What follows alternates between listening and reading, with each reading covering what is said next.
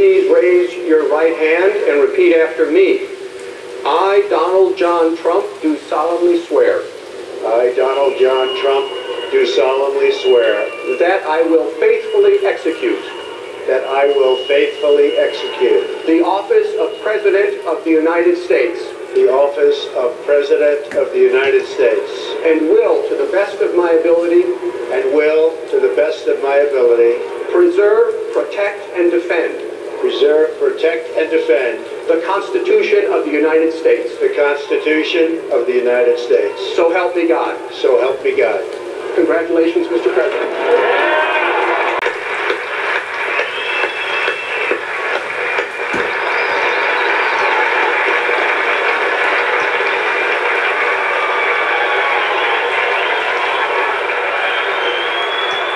Chief Justice Roberts, President Carter, President Clinton, President Bush, President Obama, fellow Americans, and people of the world, thank you.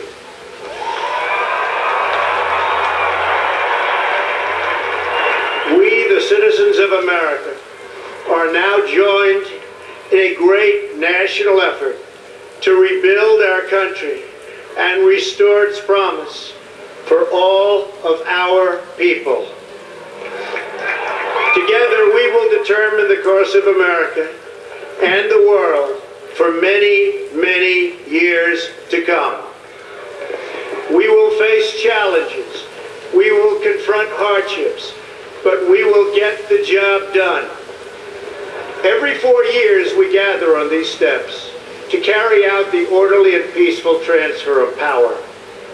And we are grateful to President Obama and First Lady Michelle Obama for their gracious aid throughout this transition. They have been magnificent. Thank you.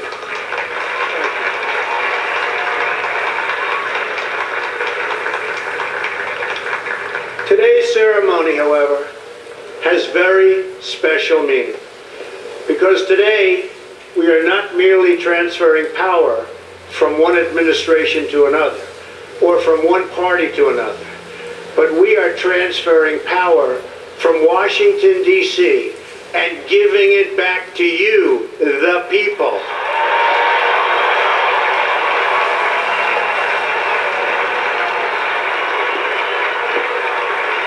For too long, a small group in our nation's capital has reaped the rewards of government while the people have borne the cost.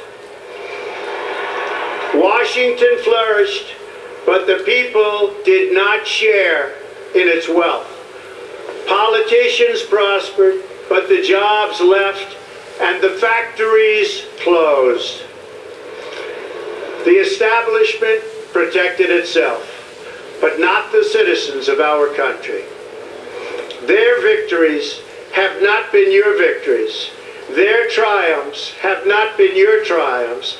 And while they celebrated in our nation's capital, there was little to celebrate for struggling families all across our land.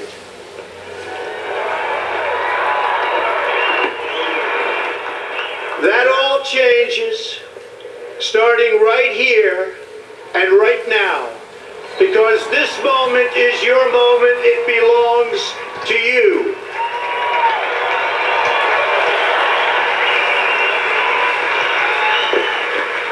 It belongs to everyone gathered here today and everyone watching all across America. This is your day. This is your celebration. And this, the United States of America, is your country.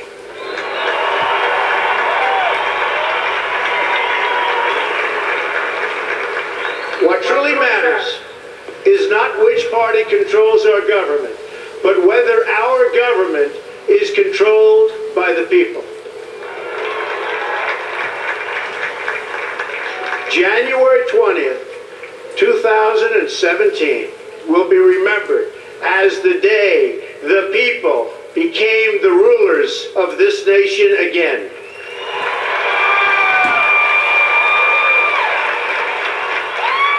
The forgotten men and women of our country will be forgotten no longer.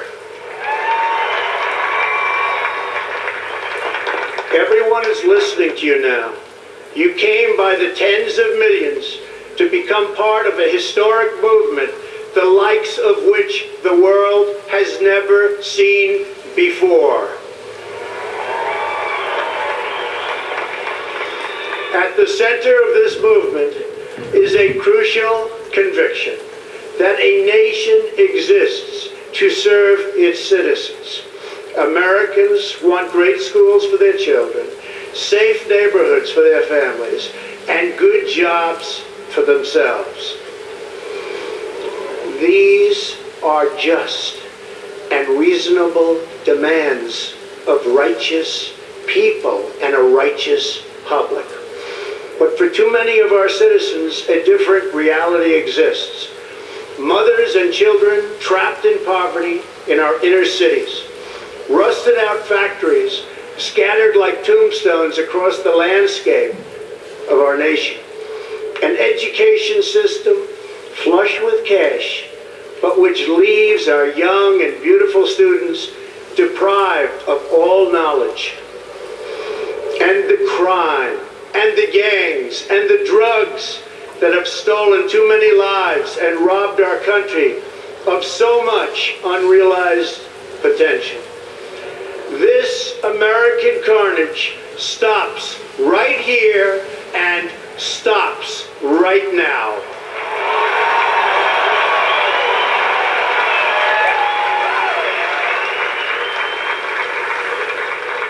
We are one nation, and their pain is our pain. Their dreams are our dreams, and their success will be our success. We share one heart, one home, and one glorious destiny.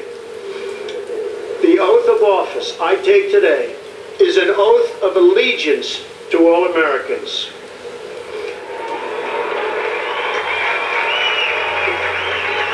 For many decades, we've enriched foreign industry at the expense of American industry, subsidized the armies of other countries while allowing for the very sad depletion of our military. We've defended other nations' borders while refusing to defend our own.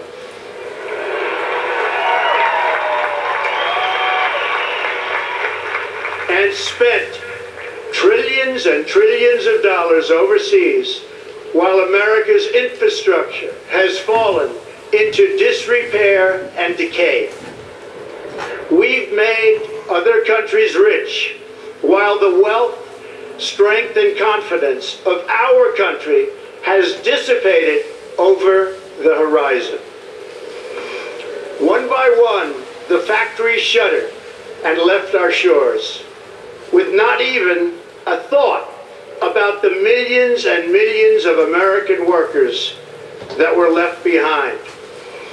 The wealth of our middle class has been ripped from their homes and then redistributed all across the world. But that is the past, and now we are looking only to the future.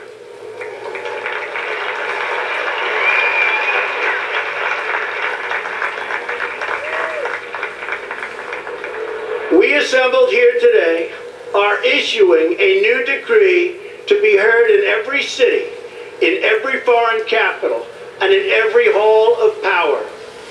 From this day forward, a new vision will govern our land. From this day forward, it's going to be only America first. America first.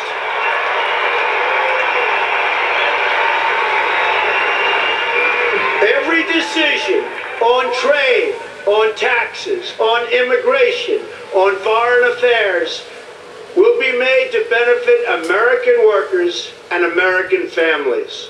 We must protect our borders from the ravages of other countries making our products, stealing our companies, and destroying our jobs.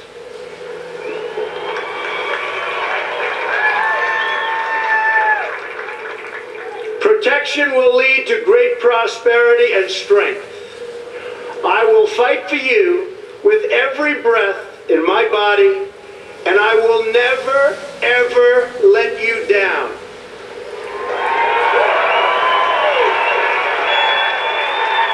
America will start winning again, winning like never before.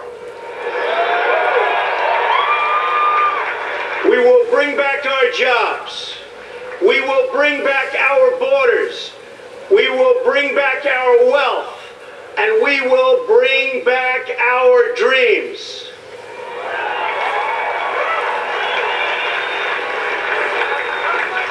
We will build new roads and highways and bridges and airports and tunnels and railways all across our wonderful nation. We will get our people off of welfare and back to work, rebuilding our country with American hands and American labor.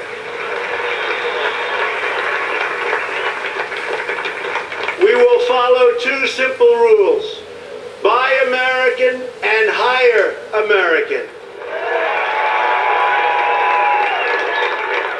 We will seek friendship and goodwill with the nations of the world, but we do so with the understanding that it is the right of all nations to put their own interests first. We do not seek to impose our way of life on anyone, but rather to let it shine as an example. We will shine for everyone to follow.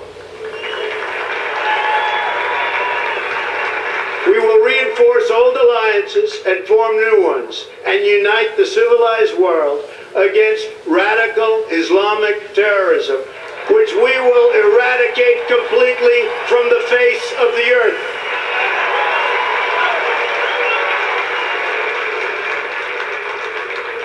At the bedrock of our politics will be a total allegiance to the United States of America.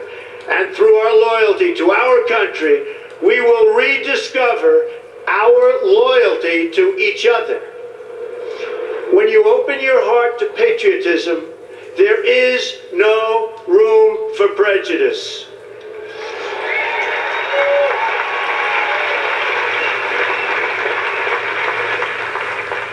The Bible tells us how good and pleasant it is when God's people live together in unity.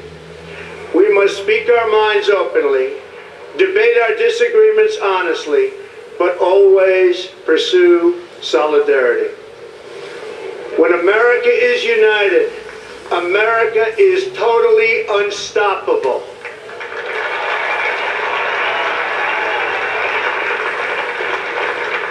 There should be no fear. We are protected, and we will always be protected. We will be protected by the great men and women of our military and law enforcement. And most importantly, we will be protected by God.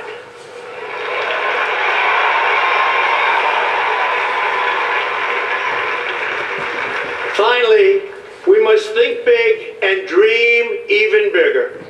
In America, we understand that a nation is only living as long as it is striving. We will no longer accept politicians who are all talk and no action, constantly complaining but never doing anything about it.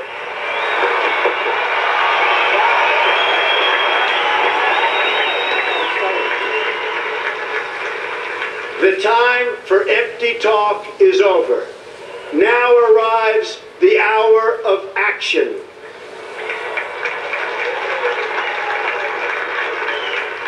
Do not allow anyone to tell you that it cannot be done. No challenge can match the heart and fight and spirit of America. We will not fail. Our country will thrive and prosper again. We stand at the birth of a new millennium, ready to unlock the mysteries of space, to free the earth from the miseries of disease, and to harness the energies, industries, and technologies of tomorrow. A new national pride will stir our souls, lift our sights, and heal our divisions. It's time to remember that old wisdom our soldiers will never forget, that whether we are black or brown or white, we all bleed the same red blood of patriots.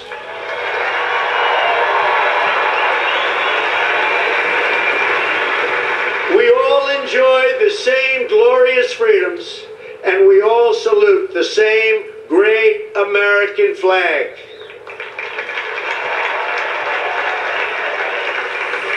And whether a child is born in the urban sprawl of Detroit or the windswept plains of Nebraska, they look up at the same night sky, they fill their heart with the same dreams, and they are infused with the breath of life by the same Almighty Creator.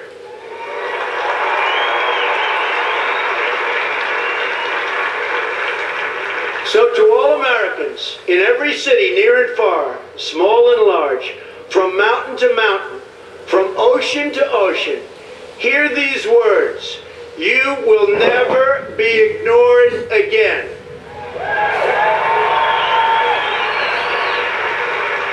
Your voice, your hopes, and your dreams will define our American destiny. And your courage and goodness and love will forever guide us along the way. Together, we will make America strong again. We will make America wealthy again. We will make America proud again. We will make America safe again. And yes, together, we will make America great again. Thank you, God bless you, and God bless America.